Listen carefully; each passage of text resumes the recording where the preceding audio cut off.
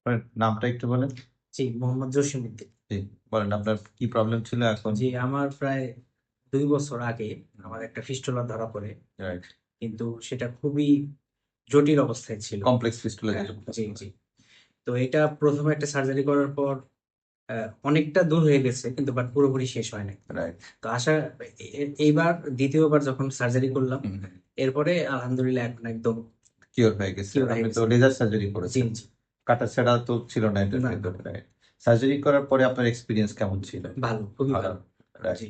Life একটা ধরেন operation করার পরে যে ধরনের কষ্ট হয়, ড্রেসিং করা লাগে, এগুলো কি আপনার ক্ষেত্রে ওরকম না, ছিল? না। ছিল না। লাইফ মোটামুটি আপনার তো স্বাভাবিক কার্যক্রমগুলো করতে পেরেছেন আফটার জি, জি। Surgery, right.